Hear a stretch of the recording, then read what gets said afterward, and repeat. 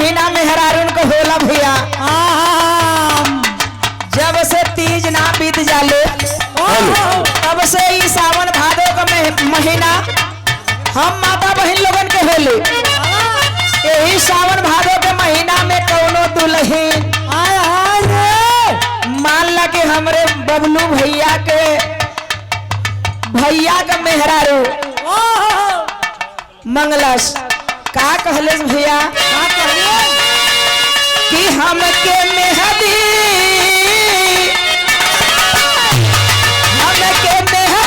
मंगा द मोती झील से जाके साइकिल से।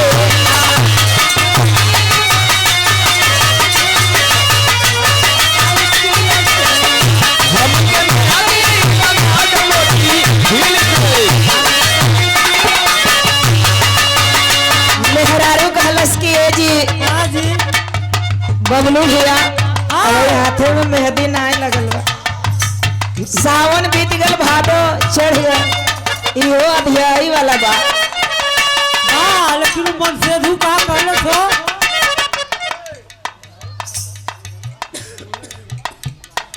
गोधना के धरती से आप श्रीमान श्रीलाल भैया जी के करकमलों द्वारा 50 रुपया तीरे लाल 50 रुपया के पुरस्कार भइल। बहुत बहुत नमस्कार प्रणाम बा। लेकिन दुल्हन कहले इसका कि हमके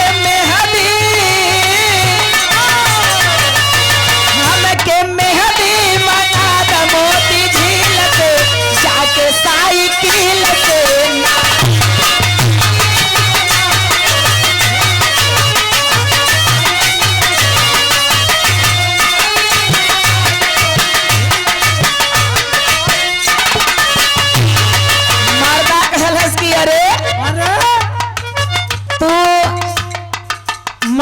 मांगत मंगबो कैलो तो मेहदी मांग तो कौनो वजन चीज ना मंगलो आई मेहदी मांगत हो।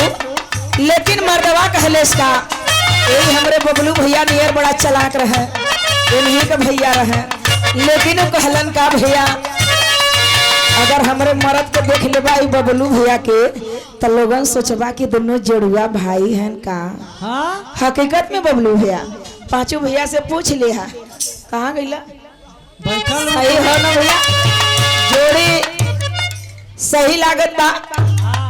बबलू भैया हमार देवर बनल लायक बाड़ा। लेकिन इनकर भैया मेहदी लियावा का नाम जब सुनलन तो कहलन का कि तोहके मेहदी लियाइबा पितर कुंडा से जाके हीरो।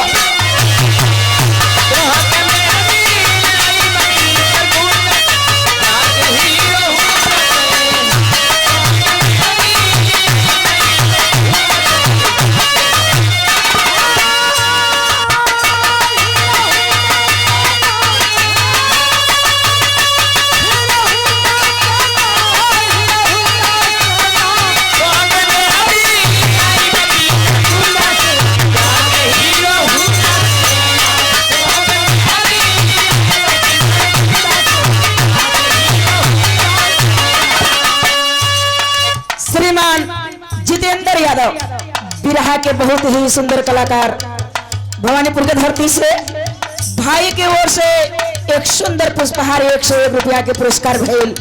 आपके बहुत बहुत आशीर्वाद बा। भगवान करे कि आपके गायकी में 4 चांद लगे। आप लोग मजाक हमारे बात के मत समझिया। जितना भी बात हम बताइला सही अगर बबलू भैया के हमरे आदमी के सामने खड़ा कर देबा तो देवर तन्नी से लंबाई में ऊंचा पड़ गई है हमार परानी तन्नी से इनसे दब पड़ी है।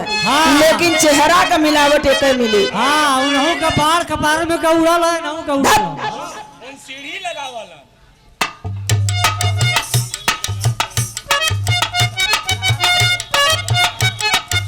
रामधनी भैया निराला के सहयोगी आपके ओर से एक सुंदर पुष्पहार 50 रुपया के पुरस्कार भेल।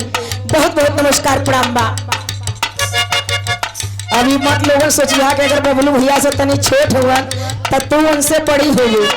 लेकिन ये बात हकीकत है कि अगर हम उनके साथ में चली ला दोनों जने बराबर है बबलू भैया। लेकिन देखने में लगी कि हम उनसे बड़ी है। लेकिन कहना है कैसे भैया, यही में हमार परानी ये गीत के गावल वो गावल तरी, लेकिन का कहल लिखी लिखी राधा भेज पतिया, ये हमार परानी कहल लिखी लिखी राधा भेज पतिया, शांति पतिया सुन लेना।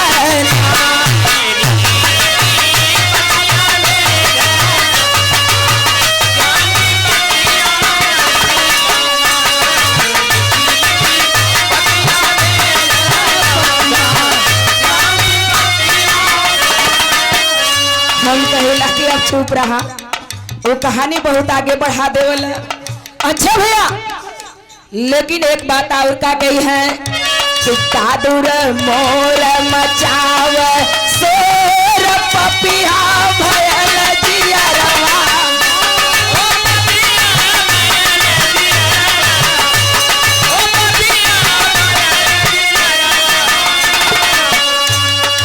ए मिर्जापुरी कजरी में खुश होके हमरे दिनेश भैया के बड़का भैया, हमरे बड़का भैया जी के ओर से 50 रुपया के पुरस्कार मिलल। आप बड़ भाई के पलगी बा पार्टी से धन्यवाद बा। बगले से पैसा रानी बिटिया के ओर से, रानी बिटिया के ओर से बड़ी डॉलर हो। बहुत बहुत पुरस्कार बा।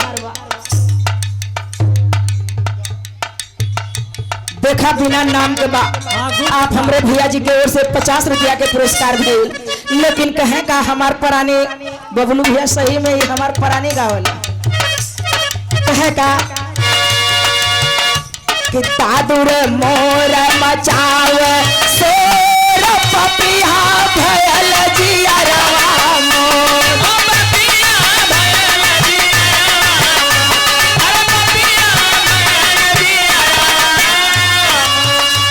सुना रोज कजरी गावे चल जाले। हाँ तुम अकेला गुनगुनाइला।